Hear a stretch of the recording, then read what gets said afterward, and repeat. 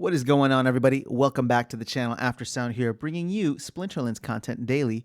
We also stream over on Twitch at This Is After Sound, so come by and say hello. All right, I want to talk about SPS in this video and why, especially after and specifically after this most recent town hall, I'm just still, even if I could be any more all into SPS, I am still there. I'm even more into SPS now, and it is literally just the only addiction that I have. Hopefully it's a healthy one and will be a life-changing one. But what it comes down to, and I have the most recent town hall summary from the official Splinterlands team right here in front of me. It all comes down to this one line within the SPS updates. And again, I talked about it before, but right here with the upcoming validator nodes and the licenses that will be offered for people to run nodes, this one right here, SPS will be burned and will require vouchers as well. So actually, I don't even need the rest of the sentence. It's literally these four words: SPS will be burned. Now, here's the deal. As you know, I was already an SPS addict before this. I was very, like everything that I'm doing within this game, I'm not even focusing as much on building my deck anymore, just because I want to stack and stake as much SPS as possible. Before this past town hall, I was operating on we all were operating on the framework that there would only ever be 3 billion SPS tokens, right? And, I had my goals of getting to maybe, 1 million or 3 million someday, just to have like a good chunk, or 0.001% of the entire supply.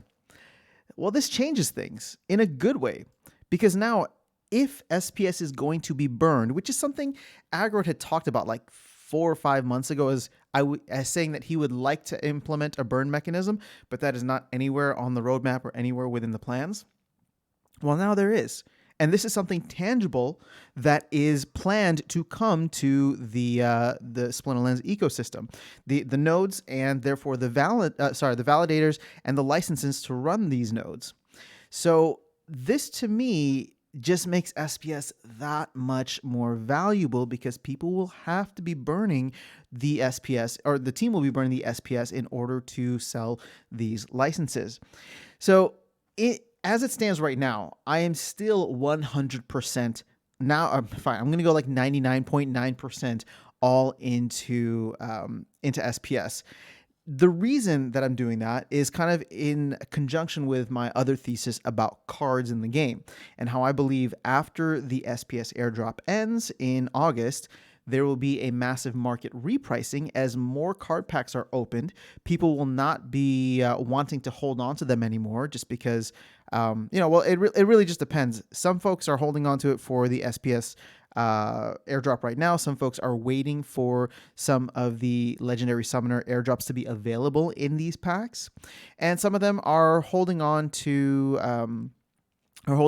speculate on the price and flip them and playing the long game, essentially, right? So 2 out of those 3, the fact that people are holding it for the airdrop, and then 2, holding it for the legendary summoners, we may have 1 to 2 summoners already available by that time. So after the airdrop, if we start to get summoners a little bit more frequently, then there will be more packs opened for those reasons. And in that way, more supply, and if there is not a higher player base, or not a significantly higher player base at that time, the market will at that point be flooded in the same way that the market got flooded initially, with a lot of people just buying packs and opening packs.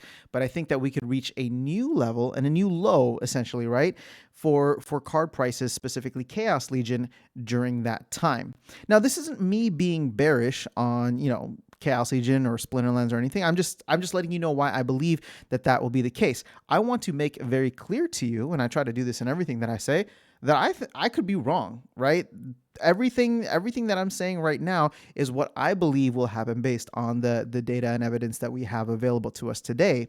But if things change, in between now and then, and all of a sudden there is a supply crunch, the prices of cards could go up. So I don't want anybody like at that time saying like, oh, well, I listened to you and you got it wrong. I'm telling you right now that I could be wrong. There's so many factors that we cannot foresee.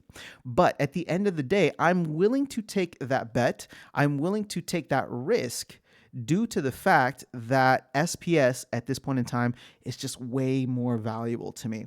I want to hit at least some of my SPS goals, stacking goals, so that I feel like, one, I have a voice when it comes to, the future and direction of this game.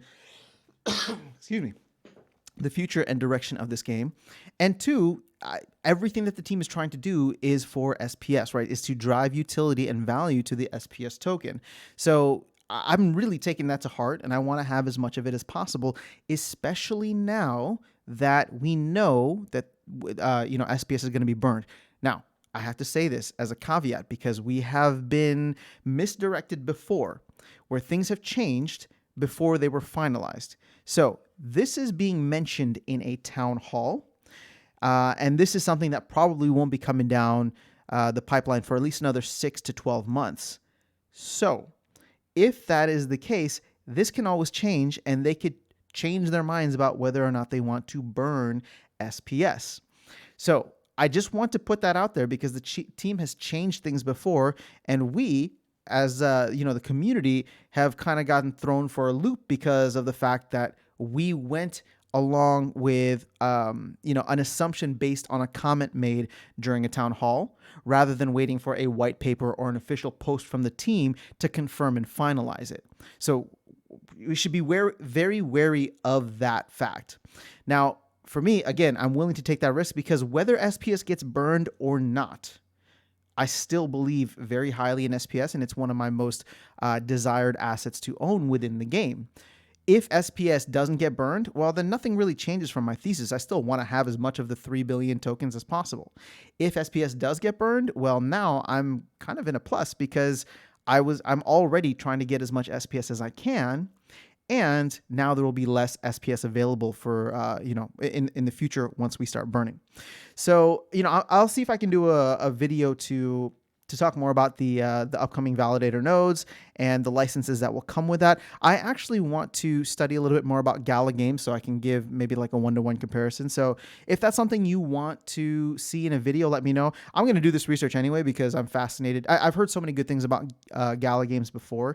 So I want to do a little more research myself to understand what Gala has done that has been very successful, as it seems as though Matt and the Splinterless team want to somewhat emulate that. So if you want me to cover that, let me know. I don't want to put content out that people may not be interested in if it's covering non-Splinterless things. Although, like I said, I'm reading up on it, and I'm planning to read up and research it because I want to better understand what Splinterless is trying to do. So that's really all I have in this video for you guys. Just trying to reiterate my desire to stack and stake as much SPS as possible, and why I believe that right now I don't mind going for SPS over cards, simply due to the fact that I do believe that there will be a massive repricing for cards in the future. Now, one thing that could change things for me, and I just want to throw it out there because if in a month from now I change my mind, I reserve the right to, and I'm going to give you my explanation here. One thing that can change my mind is if modern format ends up being so awesome and really the experience there makes me want to go and max out my Chaos Legion deck as quickly as possible. Right. So as it stands right now, because I'm in Gold 3 with the new upcoming format and the new collection powers, I should be able to make it into Diamond 3. But if I'm seeing that I like what modern format has to offer, I'm liking the competition there. And more importantly, I'm liking maybe the rewards, the new rewards economy that's coming. If that ends up being the case and I want to try and start shooting for champion and I need the extra power, that at that point, I'll make that decision to be like, okay, I need to do this. I'm going to start scaling back maybe some of my SPS focus and taking some of whatever earnings I have in the game and converting them to cards. But as it stands right now, and at least for the next month until, we actually get a, maybe even month plus at this point, an actual up and running modern format and new rewards economy, SPS is the game. SPS is the only game for me.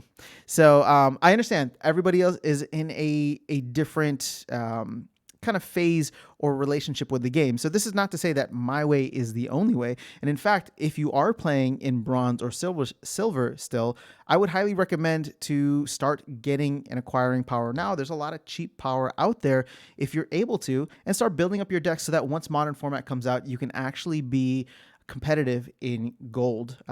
Just because I feel like gold is the average where everyone should at least be trying to strive towards. And once modern format comes out, the power levels to get into gold will be much higher. Okay, now I've gotten off the rails of what this video was supposed to be about, as we're talking about modern format, but I just wanted to give you my reasoning if I decide to change my mind in about a month time frame or so. We'll see. All right, guys, that's all I have for you. Have an amazing rest of your day and weekend. I will catch you all in the next video, and I will see you around the game. Take care.